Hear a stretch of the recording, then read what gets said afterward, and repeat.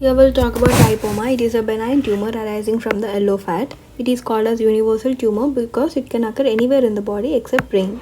So it can occur anywhere, so it is called as universal tumor. So basically lipoma is a benign neoplasm which is made up of yellow fat.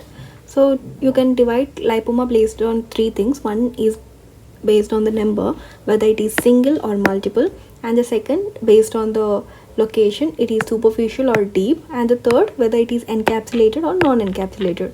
Coming to the single or multiple, so single it can occur subcutaneously and superficially, right? It is only one in number and it can occur subcutaneously, superficially. Multiple, it is again more than one in number. It can occur in men and back, shoulders, arms, and syndromes associated with multiple lipomas is Men syndrome and Cowden syndrome. Coming to the superficial, it lies in the subcutaneous plane, which you can see most commonly in the back, neck, abdomen, and gender equal, which means like it occurs same in males and the females superficially. Coming to deep, it is seen more in males. You can see it in subcutaneous plane and also intramuscular and intermuscular plane. So if it is occupying both the intra and the intermuscular region, it is called as infiltrating lipoma. You can see this in the lower limbs, trunks, shoulders, upper limbs and all. And usually when it is deep, it is also bigger in size. Coming to the encapsulated and the non-encapsulated, if it is encapsulated, it is localized and encapsulated with yellowish and orangish color. What is the importance of this non-encapsulated lipoma? It is difficult to remove surgically. Even if you remove it, the recurrence will be high, and it can be seen in palm, sole, neck and head, right? And it is diffused, non-localized, whereas encapsulated is localized. This non-encapsulated, it can occur anywhere. It can be diffused and it can occur in any plane like subcutaneous and intermuscular plane. Right, it is difficult to remove surgically. It can occur in palm, soles, head and neck, diffused, non-localized and intermuscular and subcutaneous plane. So non-adipose components can also be associated sometimes. So basically what is lipoma? It is only fat benign tumor. But if it is associated with any non-adipose component, it can be given different names. One is fibrolipoma. The other things is neurolipoma, angiolipoma, myolipoma, chondrolipoma, pleomorphic lipoma and all. And there are few terms which has lipoma in it. So let's just talk about it. One is lipoblastoma. What do you mean by it? It is a benign tumor of immature fat which will be only seen in infant male childs. Coming to lipoma arborescens, it is a benign lipomatous lesion found in the joint tendon sheets proliferating into the synovium. So it is found near the joints. It will be proliferating into the synovium, causing restriction of movements. So lipoma arborescens is about joints. Liposarcoma is different from the lipoma. Lipoma is usually benign. Liposarcoma is a malignant condition. And what is hibernoma? It is a benign tumor arising from the brown fat. So if we see the whole thing again, lipoblastoma is basically immature fat which is present in the infant male child. Hibernoma is a benign tumor of brown fat, right?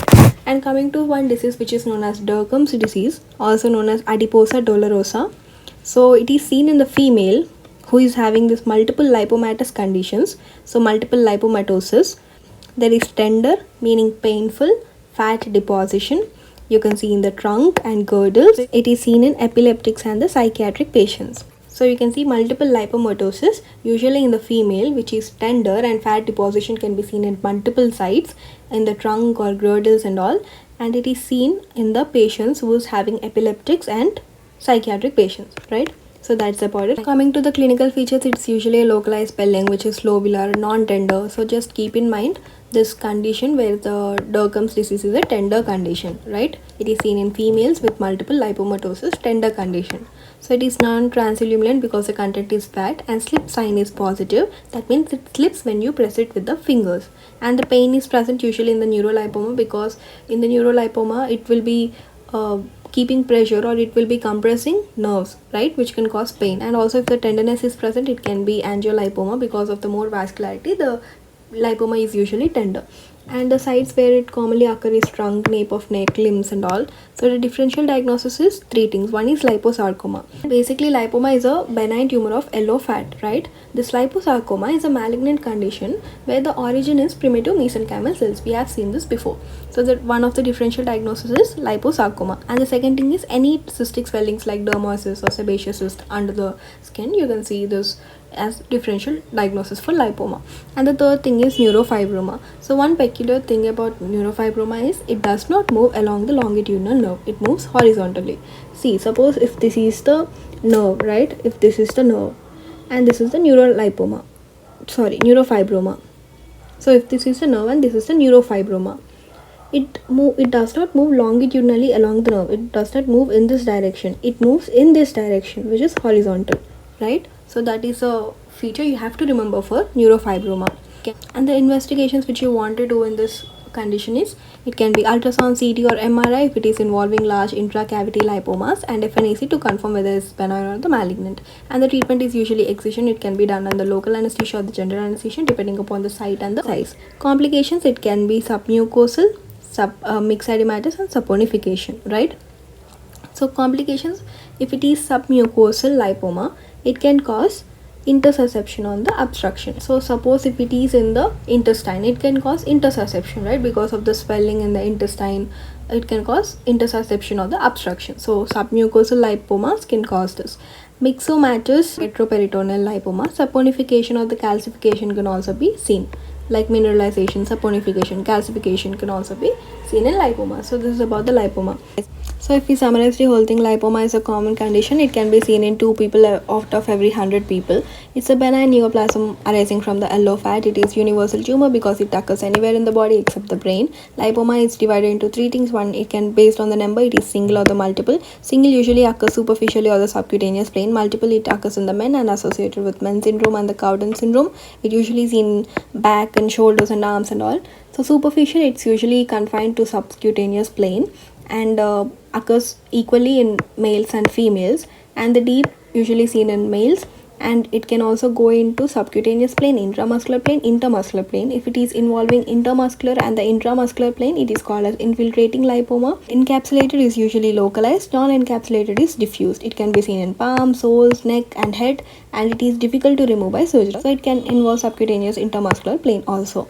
Non-adipose components which can be associated with lipoma is usually fibrolipoma, which is a common condition, fibrolipoma, neurolipoma, angiolipoma, myolipoma, chondrolipoma, and the pleomorphic lipoma are the other different non-adipose components which can be associated with lipoma. So coming to the different terminology, one is lipoblastoma. It is basically tumor of immature fat seen in infants, and lipoarborescence, which is basically involving joints and the tendon sheets. So proliferates into the synovium causing restriction of movement. And liposarcoma is a malignant condition.